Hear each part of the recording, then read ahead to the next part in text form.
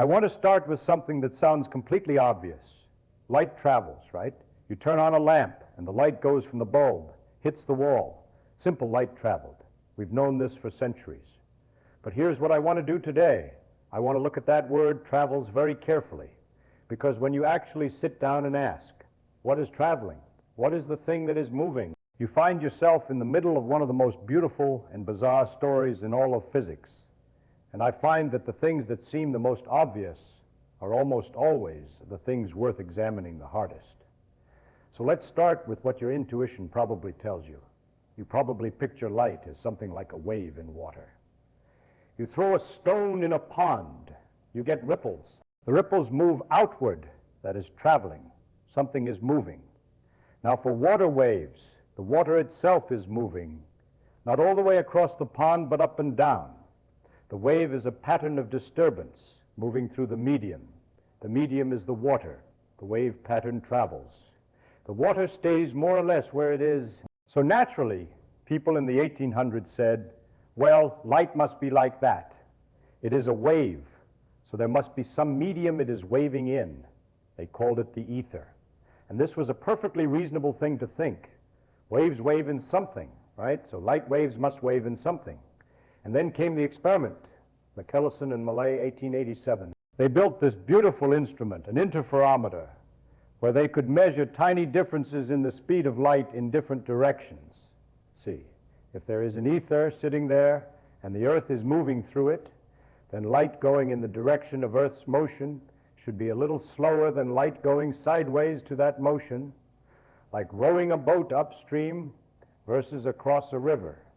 They measured this very carefully with the best instrument of its time, and they found nothing, no difference at all. That was the first shock. The ether wasn't there. Light wasn't waving in anything. It was waving in nothing. Now that alone should keep you up at night. What is oscillating if there is no medium? We'll come back to that.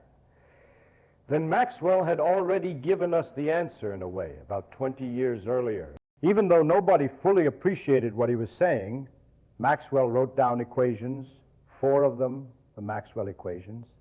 And from those equations, he showed that electric fields and magnetic fields can sustain each other. A changing electric field creates a magnetic field, and a changing magnetic field creates an electric field. And these two fields chase each other through empty space. And they do it at a specific speed, the speed of light. He calculated it just from the constants of electricity and magnetism. And he got 300,000 kilometers. It's exactly the speed of light. And he wrote essentially, it seems we may conclude that light is an electromagnetic disturbance. Now, this is already strange. What is oscillating is not matter. What is oscillating is the field, an electric field and a magnetic field oscillating perpendicular to each other, perpendicular to the direction of travel, chasing each other through space at 300,000 kilometers per second. Nothing material is moving forward. The disturbance is moving forward. The field values are changing. No substance is being carried along. But then, and here it gets really interesting, Einstein comes along in 1905, and he says something that at first sounds like a cleanup job, but is actually a revolution. He says, the speed of light is the same for all observers, no matter how fast they're moving. You can be standing still. I can be on a rocket going half the speed of light. We both measure a beam of light going exactly c, 299,792,458 m/s. No difference. None. This is not intuitive. If I throw a baseball at 90 miles per hour and you are driving toward me at 60 miles per hour, you measure the ball coming at 150 miles per hour. That is just addition. That is Galileo. That is how normal things work. You can be running toward a beam of light and it still comes at you at exactly the same speed, always under all circumstances. And what this means, and Einstein saw this, is that space and time are not separate, independent things, the way we thought. They are linked. They are parts of one thing, space-time. And when you start moving space and time trade into each other in a way that keeps the speed of light constant, for everyone. Time slows down for moving observer. Lengths contract. This isn't science fiction. It is measured every day in particle accelerators. The moon created in the upper atmosphere should decay before they reach the ground. They don't make it by classical calculation, but they do reach the ground because time runs slow for them. We measure it. Now, from the point of view of the photon itself, this gets wild from the photon's own reference frame. If you could ride along with a photon, which you can't, but just as a thought experiment, time does not pass at all. The photon leaves the sun, travels 93 million miles to Earth, takes 8 minutes by our clocks, and for the photon, those 8 minutes are zero. It is emitted and absorbed instantaneously. The distance it travels from its own perspective is zero. It doesn't experience anything. It blinks out of one place and into another with no time in between. I find that extraordinary. We say the light traveled, but from light's perspective, there was no journey. Now, here is where I have to tell you something important about what I said and what I always say and what every honest physicist has to say. When I described the photon's perspective, I was being sloppy because the word perspective implies an observer, and a photon has no mass. And special relativity breaks down when you try to transform to the reference frame of something with no mass. You can't actually ride along with a photon. The math doesn't let you. So when I say from the photon's perspective, I am extrapolating something that the mathematics hints at but doesn't fully allow. That is an important distinction. Physics is about what the equations say, not about the stories we tell about the equations. The stories are useful, but they're not the same as the physics. Okay, so we've established light is an electromagnetic wave. It travels through empty space with nothing material moving, and it travels at a speed that is constant for all observers. And in its own frame, if we loosely use that term, no time passes. But now I want to get into the part that I find the most beautiful and the most disturbing, which is what quantum mechanics says about all this. By the early 20th century, something was bothering people specifically. It was the photoelectric effect. You shine light on a metal surface and electrons come flying out. Fine. But here is the thing. The energy of the electrons that come out does not depend on the brightness of the light. It depends on the frequency, the color of the light. Bright red light ejects no electrons at all.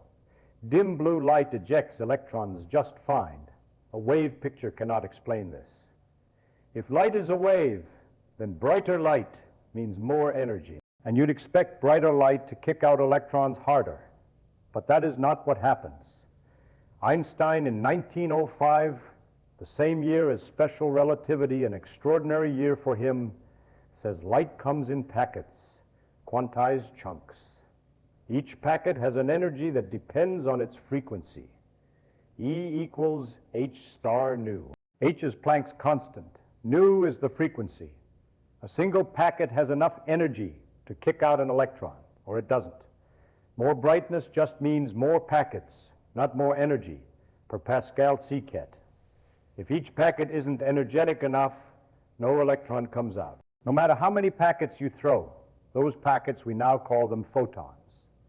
And this is where the story gets genuinely strange, because now light is not just a wave. It is also particles, discrete lumps. You can detect them one at a time. A very dim light source fires photons one at a time. And if you have a sensitive enough detector, you hear click, click, click, individual events, individual lumps of energy arriving, not a continuous flow, clicks.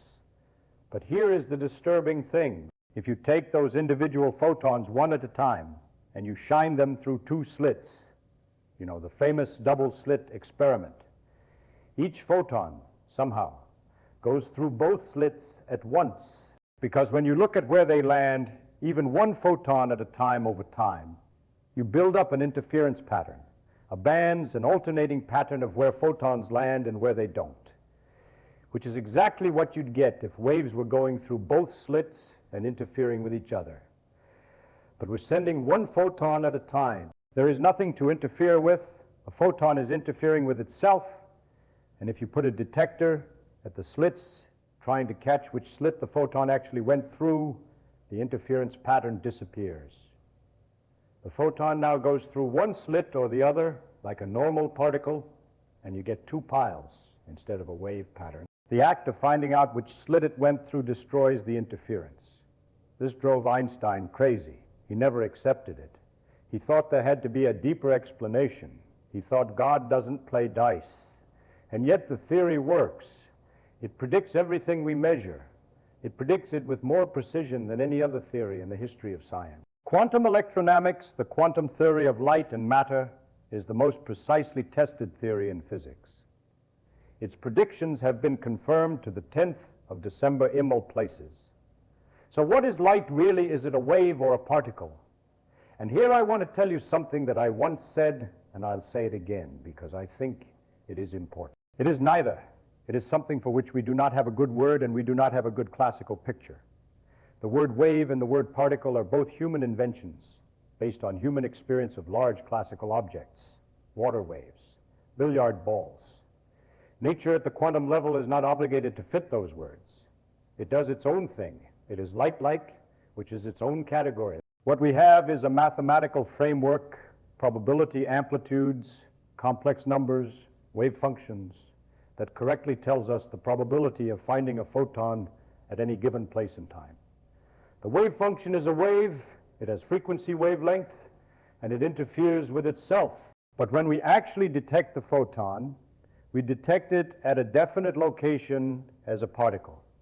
Where the wave function has large amplitude, we're more likely to find it. Where the wave function has small amplitude, we're less likely. And when we detect it, when someone looks, when a detector clicks, the wave function collapses to that point. Now, I need to tell you something about this picture that I find the most mind-bending of all.